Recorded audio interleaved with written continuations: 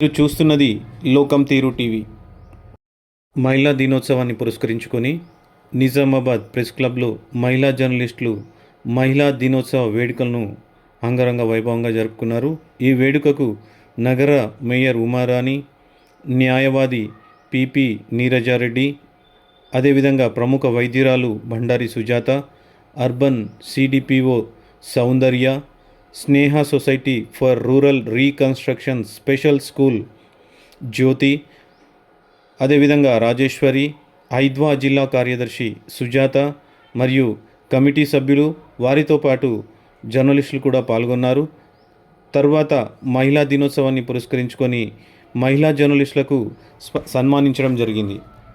చాలా యాక్టివ్గా జర్నలిజంలో రాణిస్తున్నారు. ఎగ్జాంపుల్ సుమన్ టీవీ రన్ చేస్తున్నారు.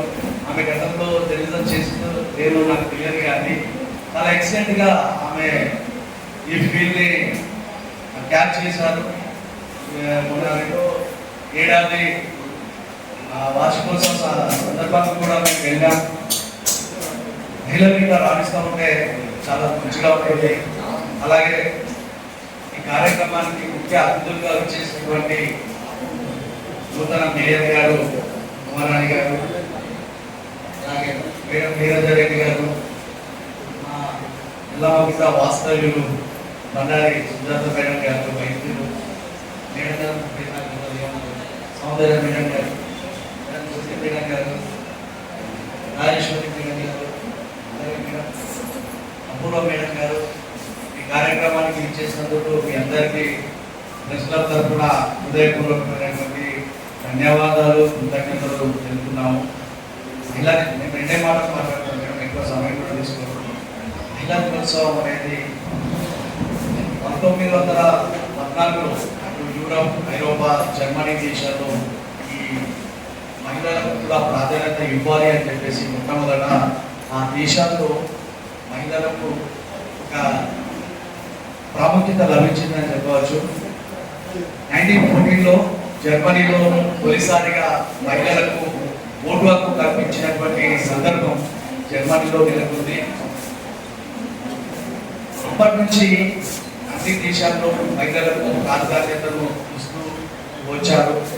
సో రానున్న రోజుల్లో కూడా మహిళలు ఇంకా అన్ని రంగాల్లో రాణించాలి. ఉన్నటువంటి రాజకీయాల్లో కూడా మహిళలు 50% ప్రాతినిధ్యాన్ని వహిస్తున్నారు. అక్కడికి వచ్చిన మేడం మా అక్కగారు మేయర్ గారు కూడా మేయర్ కావడం నాకు ఎంతో ఆనందంగా ఉంది. సో ఇప్పుడు ఇక్కడికి వచ్చినటువంటి నీరజారెడ్డి మేడం గారు కోర్టుకు వెళ్ళాలంటే సమయం లేదు కాబట్టి ముందుగా మేడంతో మాట్లాడుతున్నారు.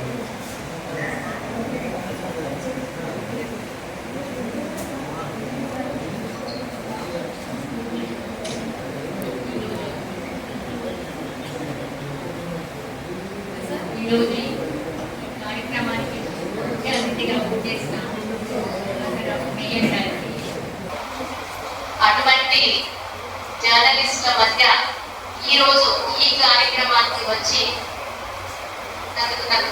నన్ను ఆహ్వానించినందుకు ఇట్స్ మై ప్రివిలేజ్. నేను చాలా గర్వంగా ఫీల్ అవుతున్నాను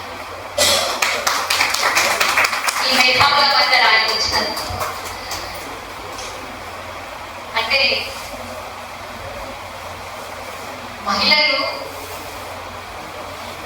ఆ టైంలోనే అంత మార్పు తీసుకురాగలిగినప్పుడు ఈ నేటి సమాజంలో టెక్నాలజీ పెరిగింది, యూట్యూబ్స్ వచ్చినాయి, దూరదర్శన్ యాంకర్స్ గా మహిళలు రాణించారు. యూట్యూబ్లలో ఈరోజు సోషల్ మీడియా ఎంత ఉన్నప్పటికీ కూడా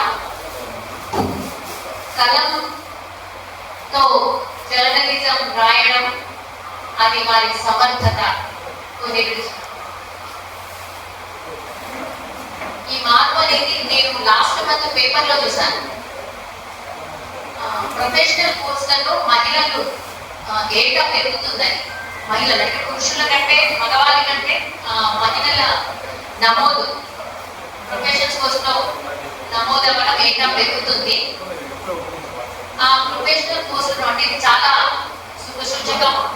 దీనికి కేంద్ర ప్రభుత్వం, మన కేంద్ర ప్రభుత్వము ప్రతి జిల్లాకు ఒక మహిళా హాస్టల్ ని నిర్మించాలని బడ్జెట్ లో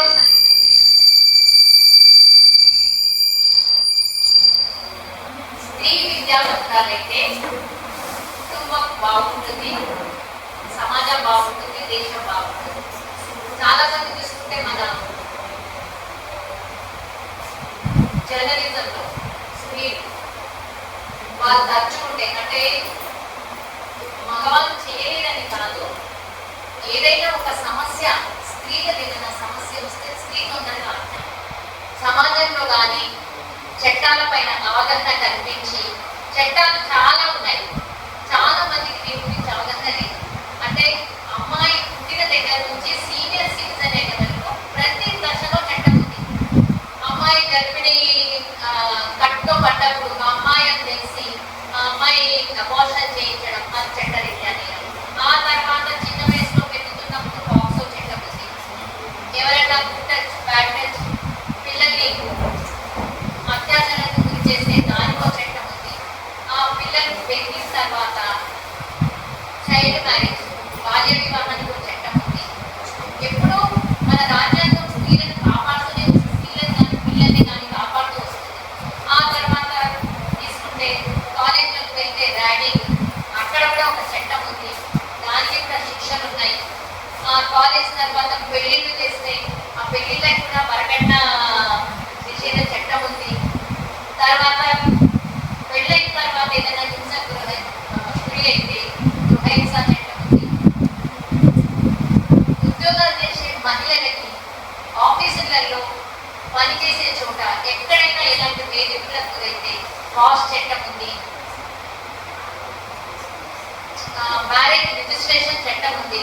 పెళ్ళై ఎక్కడైనా గుళ్ళో పెళ్లి చేసుకుని దానికి పెళ్ళైన తర్వాత పెళ్లి ఫోటోస్ మాయం చేసి మనకు పెళ్లి కాలేదు అంటే మనకి ఎటువంటి సాక్ష్యం ఉండదు.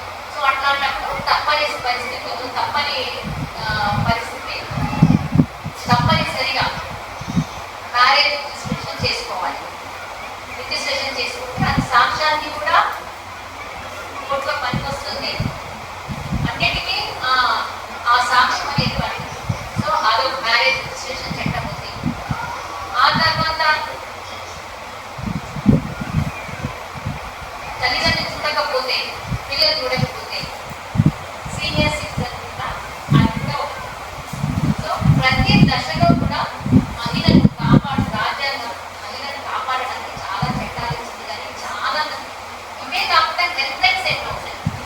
ఎక్కడ ఎవరిని అప్రోచ్ కావాలి, సఖీ సెంటర్ ఉంది, భరోసా సెంటర్ ఉంది, షీటింగ్స్ ఉన్నాయి, ఇవన్నీ చాలా ఉన్నాయి. చాలా మందికి వీటి గురించి అవగాహన లేదు. ఇవన్నీ కూడా మీ కళ ద్వారా వారికి అవగాహన కల్పించి మీరు చాలా మార్పు తీసుకెళ్తారు. ఒక్క మహిళ ఇందిరాగాంధీనే తీసుకోండి, అందరూ మనకి ఇన్స్పిరేషన్. అక్కడి నుంచి వస్తే మన ప్రైమ్ మినిస్టర్ కానీ, మన ప్రెసిడెంట్స్ కానీ, తర్వాత జర్నలిజంలోనే తీసుకోండి, జర్నలిజంలో కానీ ఫేమస్ ఆపరేషన్ సింధూర్లో ఇలా ఎంతో మంది మహిళలు మనకు స్ఫూర్తి. ఒక మహిళ విద్యావంతురాలు, అమ్మాయి చదువుకుంటే తన కాళ్ళ మీద నిలబడ్డ కోర్టులో చాలా విషయం కేసెస్లో వచ్చినప్పుడు ఫైనాన్షియల్లీ తను ఇండిపెండెంట్ ఉంటే అమ్మాయికి పెళ్లికి ముందే కాదు, పెళ్లి తర్వాత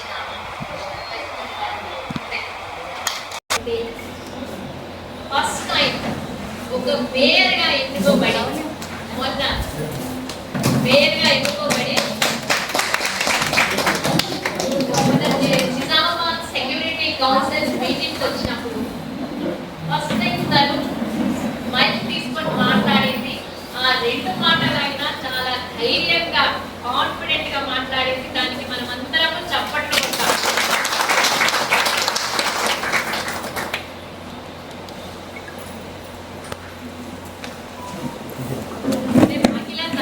మనకి దానికంటే ఒక టైం ఉంటుంది.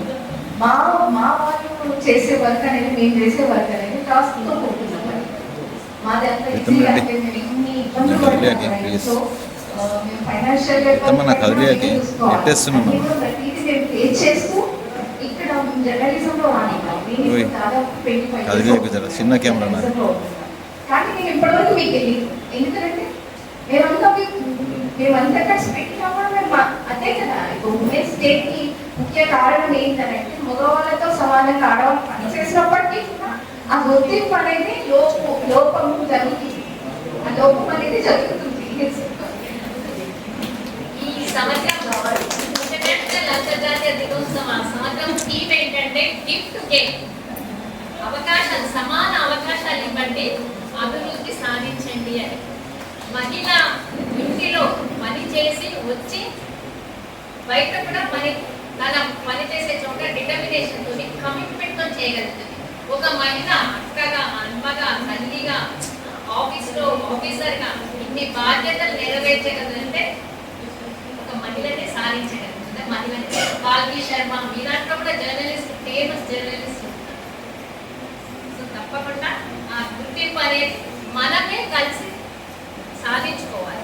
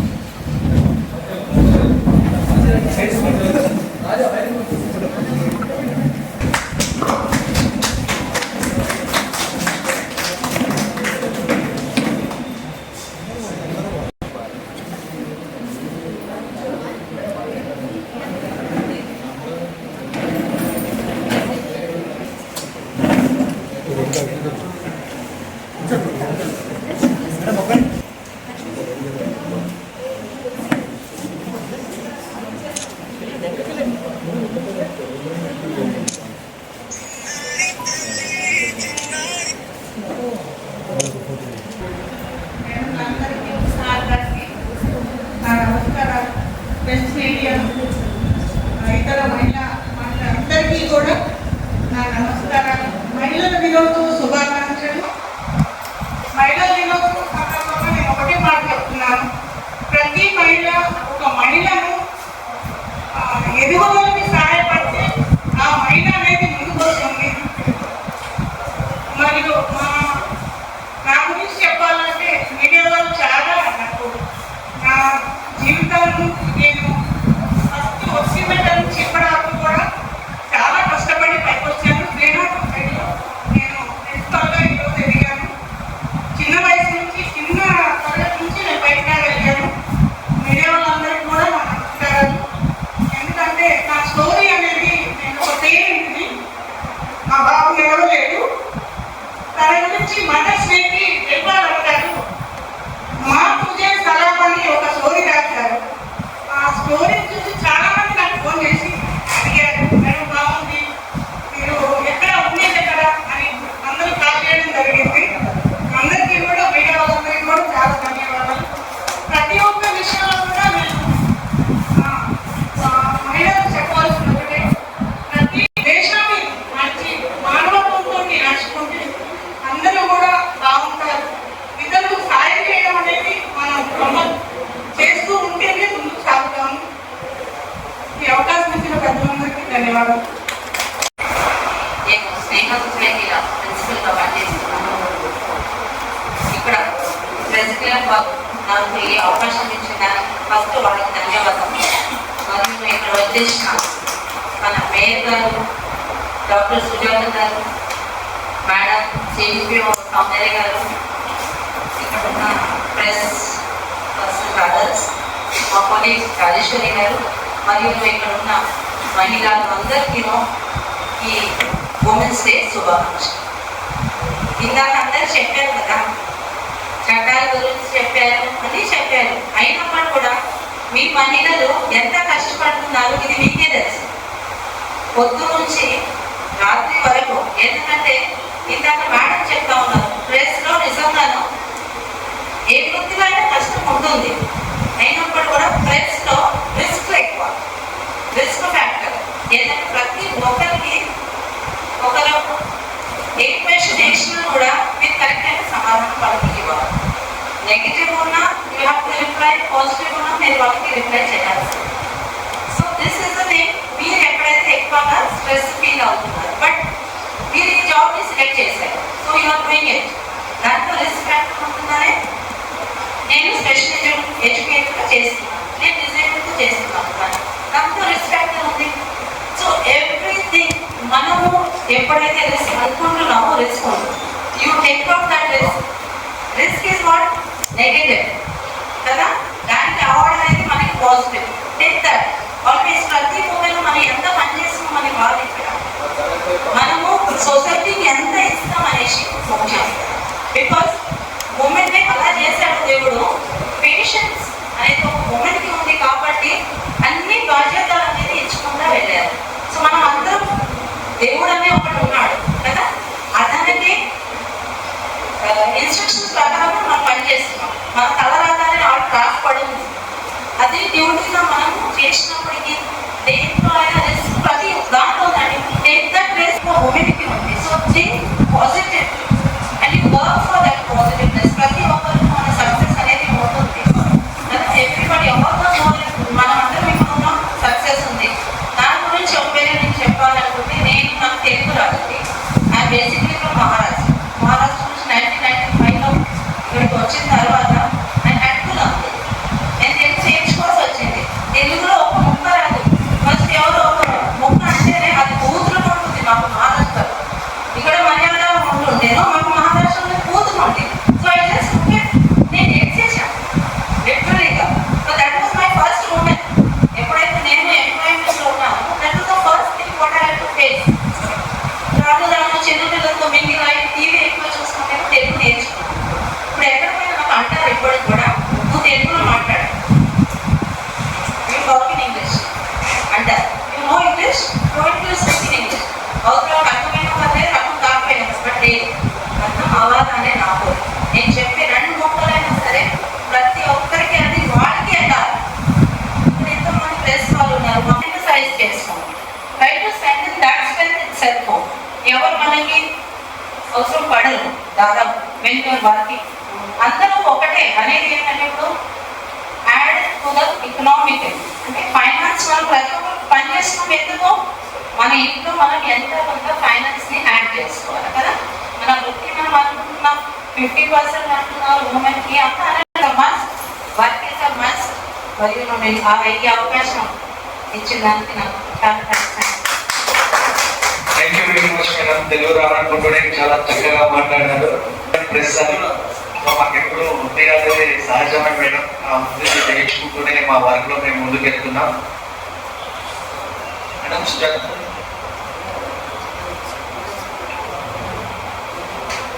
మహిళా దినోత్సవ శుభాకాంక్షలు. ఈరోజు ప్రతి ఒక్కరం కూడా మార్చి 5 అంతర్జాతీయ మహిళా దినోత్సవం అంటే కనీసం ఒక్క రోజైనా మహిళల్ని గౌరవించాలి. అది అంతర్జాతీయ మహిళా దినోత్సవం కోసం కూడా పోరాటం చేయాల్సిన అవసరం వచ్చింది.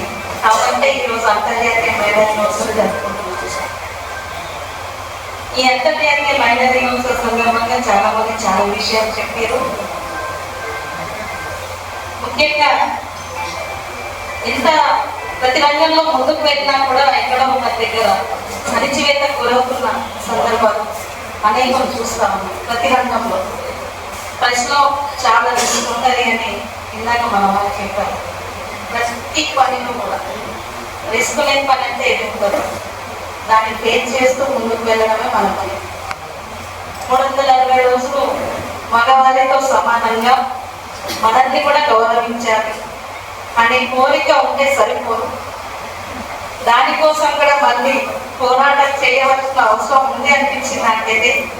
ఎందుకంటే ఒకరోజు సన్మానాల్లో సత్కారాలు చేస్తే గౌరవించినట్టు కాదు అనేది నా ఉద్దేశం. ఎందుకంటే ఏ పని చేసినా ఎక్కడ వెళ్ళినా మహిళలకు ప్రత్యేకమైన స్థానం ఉండాలి. ప్రత్యేకంగా మనము ఏమో గొంతమ్మ కోరట్లేదు, గౌరవించమని చెప్తున్నాం ప్రతి ఒక్కరి దగ్గర. ప్రతి పనిలో చేస్తున్నాం కాబట్టి వారి కోసం మాత్రమే. ఉదాహరణకు కొన్ని ఒకే పని ఇద్దరు చేస్తున్నప్పుడు వ్యత్యాసం చూపిస్తుంటారు మన వాళ్ళు కాదు, సమాజం చూపిస్తుంటారు మన వాళ్ళ కాదు. ఏంటి ఒక ఫెస్టివల్ గురించి నాకు ఐడియా లేదు, కానీ ఒక టీచర్స్ కానీ ఇంకా కూలి పనులు కానీ ఎక్కడైనా స్త్రీ పురుషులు ఇద్దరు కూడా పని చేస్తున్నప్పుడు మగవారికి ఎక్కువగా ఉంటుంది, అది జీతం కానీ లేదంటే కూలి కానీ. మరి బెస్ట్ లైఫ్ ఉందో తెలియదు కాబట్టి ఇది ఈ తేడాలు ఉండదు అని కోరుకుంటున్నాం మేమైతే ఎక్కువ మహిళస్. ఎందుకు అంటే చేసే పని ఒకటే, మీరు ఎన్ని గంటలు చేస్తారో మహిళలు కూడా 8 గంటలు చేస్తారో, అప్పుడు వ్యత్యాసం ఎందుకని అడుగుతున్నాం. ఇక్కడ ప్రెస్ వాళ్ళని కాదు ప్రతి ఒక్కరిని కూడా మహిళా సంఖ్యగా మేము ప్రశ్నించేది అదే. ఎక్కడ మేడం ఎక్కువ అనేక చట్టాలు ఉన్నాయి మీకు, ప్రతి ఒక్కరి దాంట్లో మిమ్మల్ని గౌరవిస్తారు, అయినా మీకు సరిపోదంటారు అని చెప్పి చాలా మంది క్వశ్చన్స్ వేసుకుంటారు. కానీ అది కాదు అని చెప్పేసి ప్రతి మహిళని కూడా చైతన్య పరిచే విధంగా మా ఆందోళన కార్యక్రమాలు ఉంటున్నాయి, రేపు ఉంటాయి. కాబట్టి ప్రెస్ మీడియా వాళ్ళందరూ కూడా ఈ అంతర్జాతీయ మహిళా దినోత్సవానికి ఆహ్వానించి మమ్మల్ని ఇక్కడ పిలిచినందుకు ప్రత్యేకమైన ధన్యవాదాలు తెలియజేస్తూ ముగిస్తున్నాను.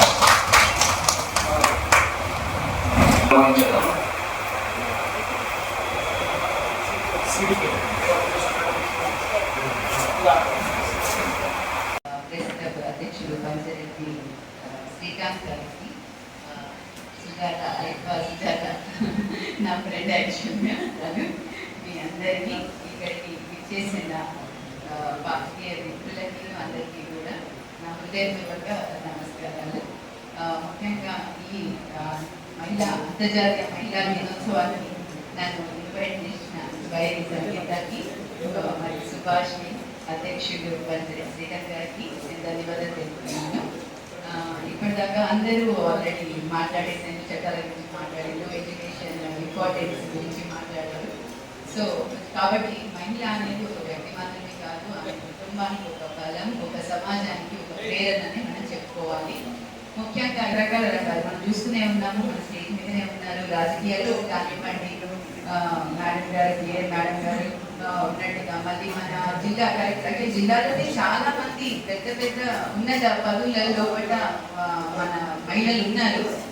మన గౌరవనీయ జిల్లా కలెక్టర్ గారు ఇలా త్రిపాఠి గారు కావచ్చు, లేదా జడ్జి గారు గౌరవనీయ జడ్జి గారు భారతలక్ష్మి గారు ఉన్నారు. మా మెడికల్ ఫీల్డ్లోనే అత్యున్నతమైన పదవిలో ఉన్న డిఎంహెచ్ఓ కూడా ఒక మహిళని, తను డాక్టర్ రాజశ్రీ గారు ఉన్నారు. ఇంకా మా నోగా సొసైటీ నుంచి అంటే ఒక గైనకాలజిస్ట్ డాక్టర్ కవితారెడ్డి గారు స్టేట్ లెవెల్లో ఐఎంఏలోని ఒక అధ్యక్ష పదవిలో. వీళ్ళంతా కూడా మనకు ఇంత పెద్ద ఉన్నత స్థాయిలోకి చేరడానికి ఒకరోజు కృషి అయి ఉండదు.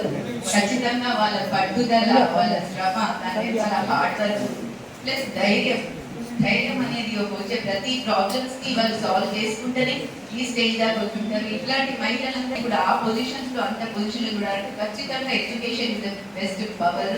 మన చేతిలో ఉన్న ఆయుధం మాత్రం ఎడ్యుకేషన్ అని చెప్పొచ్చు.